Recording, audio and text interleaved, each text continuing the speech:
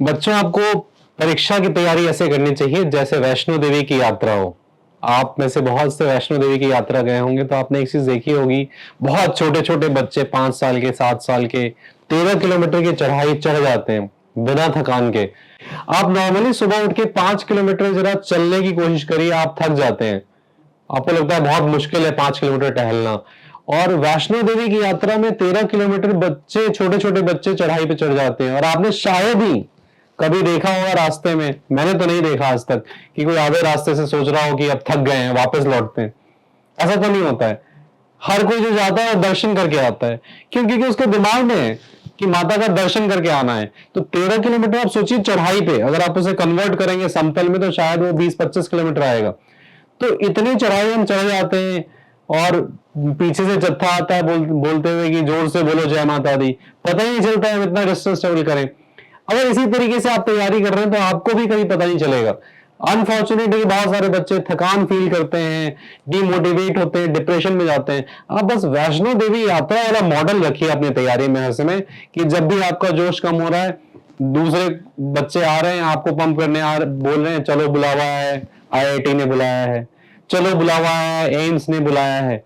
इस तरीके का आप टेम्पो रखें और एक चीज सोच के चलें। आप ऐसा क्यों सोचते हैं कि हमसे नहीं हो पाएगा?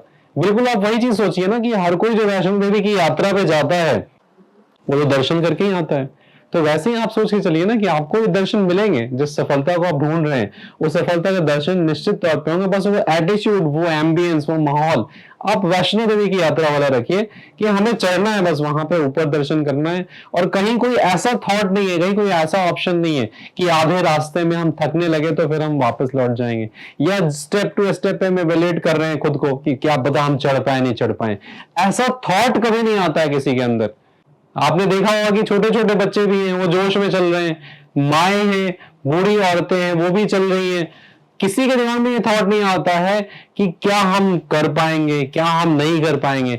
आपको पता है ये जो क्वेश्चन मार्क हम अपने आप पे लगाते हैं ये हमारी एबिलिटीज को रिस्ट्रिक्ट करता है, जो कि वैष्णो देवी की यात्रा में देखने को मिलता है कि हर उम्र वर्ग का व्यक्ति, फिजिकली कंडीशन में भी ऑलमोस्ट हर तरह का व्यक्ति, कोई उम्र दराज है, कोई युवा है, कोई बच्चा है, हर कोई चढ़ जाता है। क्योंकि उसमें एक मॉडल क्या है, उस यात्रा का मॉडल क्या है, वो जो दर्शन होने के बाद जो थकान निकल जाती है, लोगों को लगता है कि यार हमारे अंदर एक नई ऊर्जा हुई है, वो माता की शक्ति बढ़ जाती है। उसका मॉडल क्या है, उस मॉडल को आप अपनी तैयारी में भी एक्सपीरियंस कर सकते हैं। क्योंकि आपके दिमाग में ये क्वेश्चन नहीं होना चाहिए क्या पता हम पहुंच पाएंगे नहीं पहुंच पाएंगे, नहीं, वो एक अंदर में विश्वास है कि नहीं हम तो पहुंचेंगे, वहां पे माता का दर्शन करके लौटेंगे।